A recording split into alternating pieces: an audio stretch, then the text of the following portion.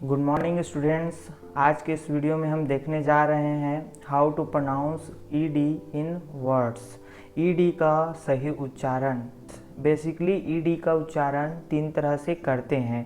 First है, अगर किसी वर्ड के एंड में ईडी लगा हो तो उसे ईड भी बोला जाता है, और ईडी को कभी ट पढ़ा जाता है और कभी ईडी का उच्चारण ड की तरह होता है। तो उसे इन कॉन्सेप्ट्स को हम वन बाय वन एक्सप्लेन करने वाले हैं और समझने वाले हैं। ये हमारा रीडिंग स्किल का थर्ड सब कंटेंट है।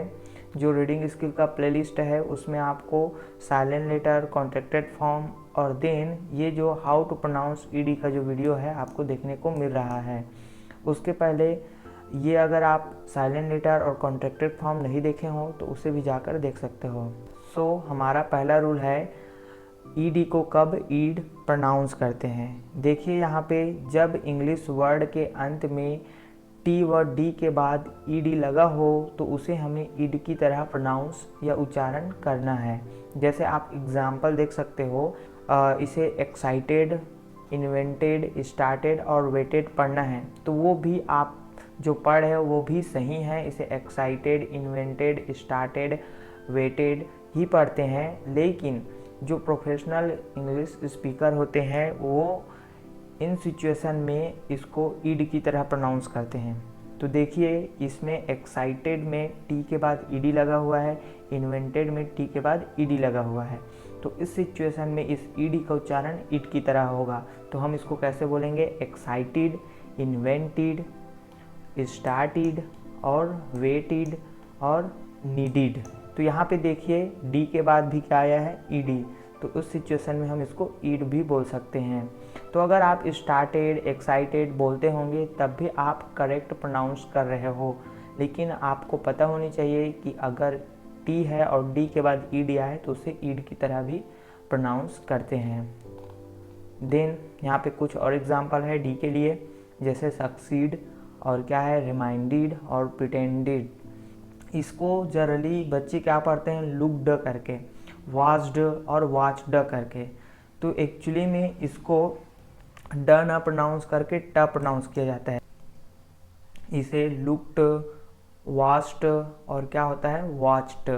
तो देखिए अगर आप छोटा सा रूल जानते हो और पढ़ते समय इस कॉन्सेप्ट को ध्यान रखते हो तो आपका प्रोनाउंसिएशन इम्प्रूव हो जाएगा। कि जब किसी वर्ड में पी है, के है, एस एच है, सी एच और उसके बाद अगर ईडी आए हो तो उस सिचुएशन में आपको इस ईडी का उच्चारण ट की तरह करना है। तो बच्चे कैसे जानेंगे कि कौन कौन से वो लेटर है जिनको हमें याद रखना है, ईडी का उच्चारण वहाँ पे ट करना है? तो उसके लिए मैं एक ट्रिक बना दिया हूँ। तो पहले आप हिंदी में समझिए। 50 टब सा कहा था, इस वाक्य का कोई अर्थ नहीं है। इसमें प का मतलब है पी, च के लिए हम इंग्लिश में क्या लिखते हैं? सी एच, और स का मतलब यहाँ पे डबल एस सी और एक्स से मतलब है।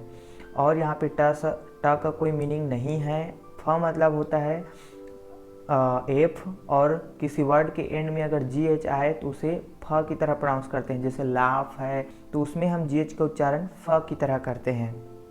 देन हमारा नेक्स्ट है स।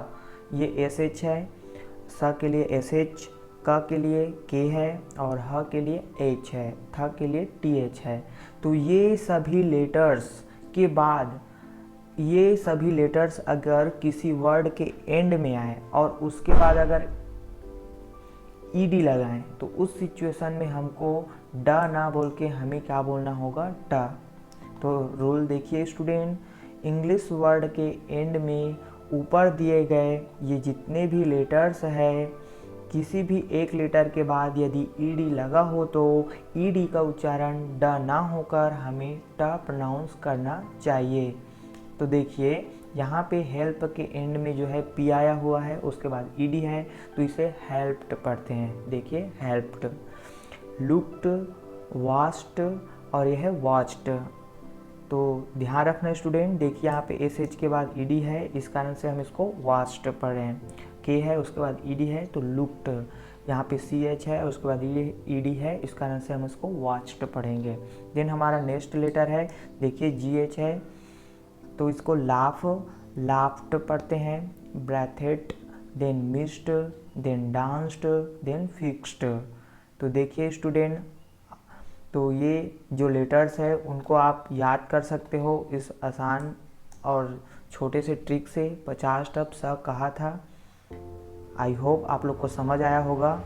अब देखिए यहाँ पे जो 50 टप सा कहा था, ये जो 9 या 10 लेटर्स है उनके अलावा जितने भी जो लेटर्स बच गए हैं, उस सिचुएशन में जब उनके बाद ईडी लगता है तब हमें ईडी का उच्चारण ड की तरह करना है। जैसे आप देख सकते हो एल है, एन है, R, G, V, S, W, Y और जेड।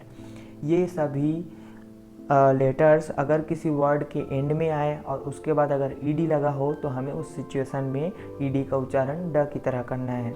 जैसे called, cleaned, offered, damaged, loved, used, followed, enjoyed, damaged, amazed. तो इन सब एग्जाम्पल से आपको समझ आया होगा कि ईडी का उच्चारण ड की तरह होता है।